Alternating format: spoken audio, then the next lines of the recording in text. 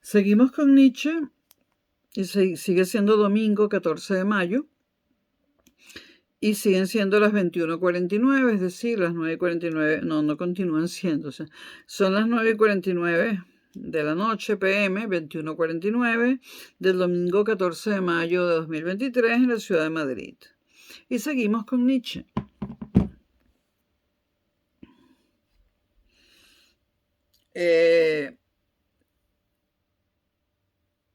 El yo no es el origen del conocimiento. Vamos a ver qué quiere decir Nietzsche con esto.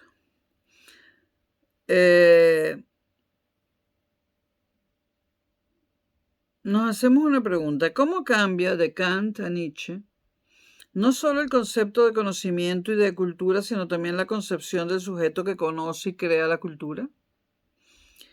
Nietzsche está de acuerdo con Kant en que no hay leyes lógicas de las cosas, sino que estas leyes están en el sujeto, en nosotros. De ningún modo, en cambio, afirma Nietzsche, se puede considerar a este yo, el yo que conoce, como el origen trascendental del conocimiento y garantía de su objetividad, unidad y universalidad, cosa con la que estoy de acuerdo con Nietzsche.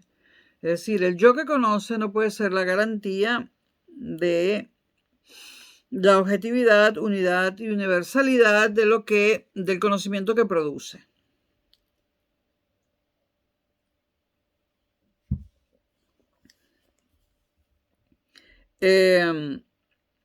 Para Nietzsche era el espíritu del hombre el que produce las interpretaciones y los valores.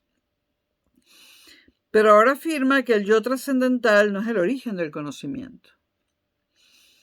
Pero no hay contradicción. Para Descartes, por ejemplo, el yo se identifica con el entendimiento. Pienso, luego existo. Yo pienso, luego yo existo.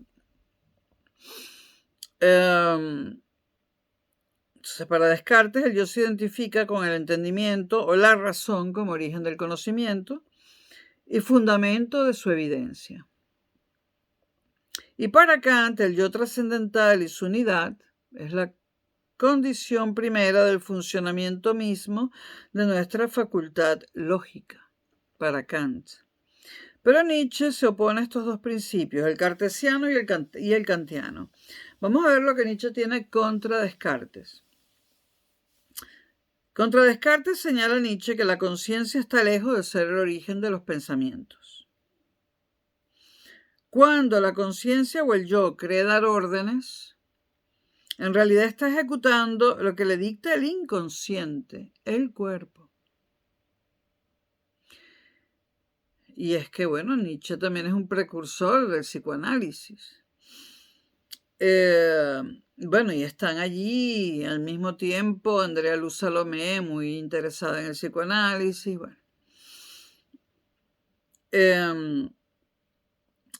Repito, contra Descartes señala que la conciencia está lejos de ser el origen del pensamiento. Entonces Nietzsche saca a relucir el inconsciente. No es cierto, dice Nietzsche, que yo sea el autor del pensamiento. El pensamiento le desborda siempre.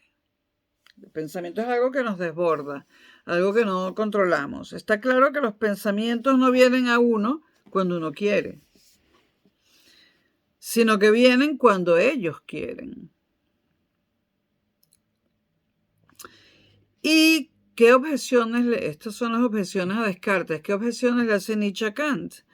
Pues Nietzsche niega que exista un sujeto universal, como afirma Kant, abstracto, como fundamento de las estructuras categoriales trascendentales del conocimiento.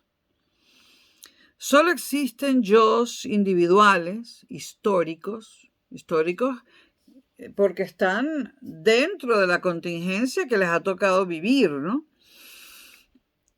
Solo existen, repito,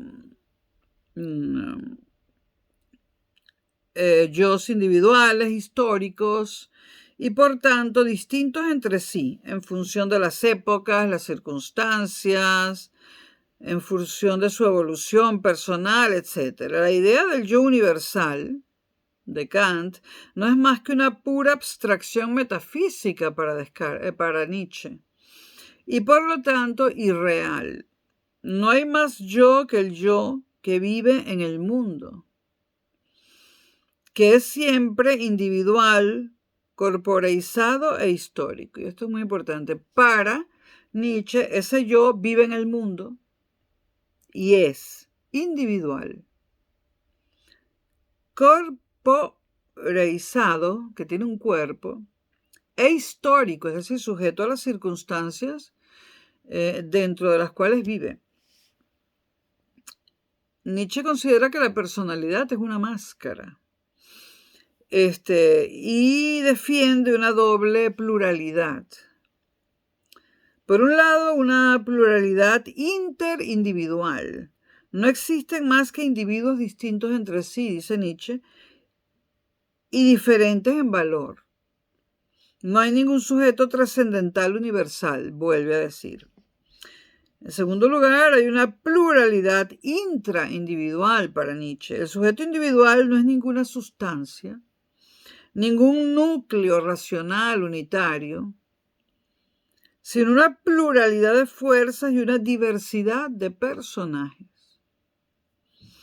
El sujeto, dice Nietzsche, es una multiplicidad que se ha creado una unidad imaginaria.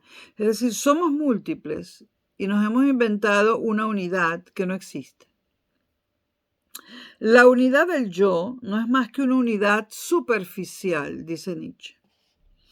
La personalidad de cada individuo no es más que una máscara que va mostrando en función de las circunstancias uno u otro de los múltiples personajes que virtualmente somos.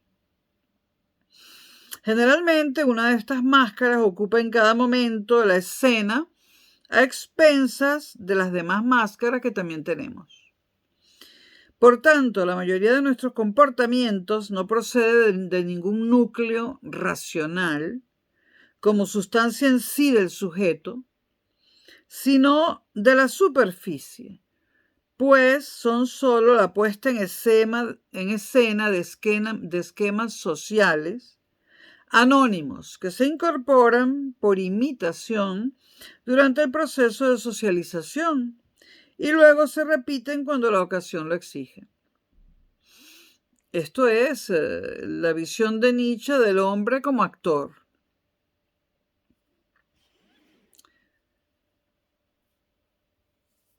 Más allá del hombre, el superhombre, el Übermensch.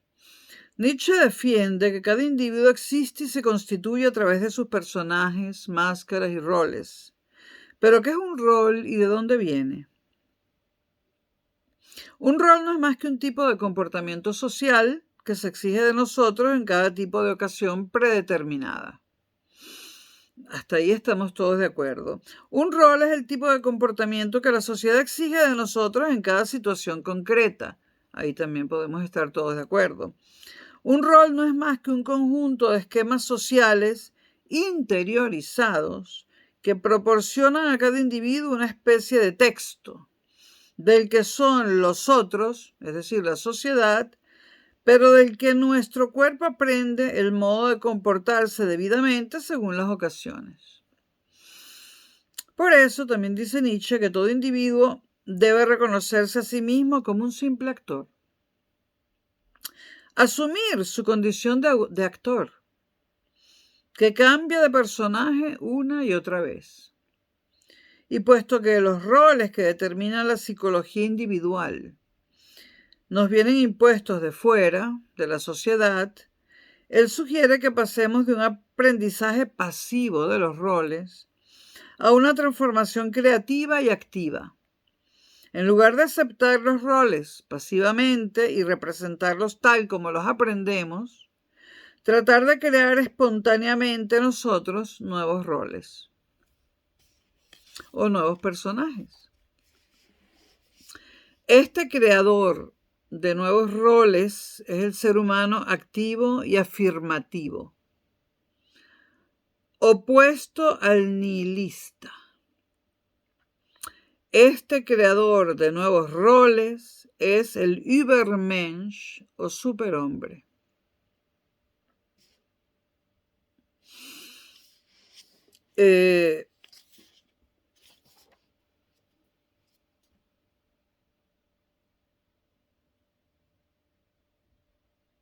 resumiendo, si es que se puede resumir a Nietzsche, y habría que haber hablado de Schopenhauer, pero como no he grabado ningún video de Schopenhauer, no lo hice, ¿no? Pero en realidad no sería malo leer de Schopenhauer el mundo como representación y el mundo como voluntad. Luego, leer aquellos pasajes de las diversas obras de Nietzsche donde habla del Dios que ha muerto, entender qué es el mundo como voluntad de poder, porque la voluntad de poder es la que nos lleva a querer conocer, y esto es un punto muy importante en Nietzsche. Y finalmente, el hombre noble, creador de valores, que es el superhombre. Bueno, y hasta aquí Nietzsche, por ahora. Nos vemos.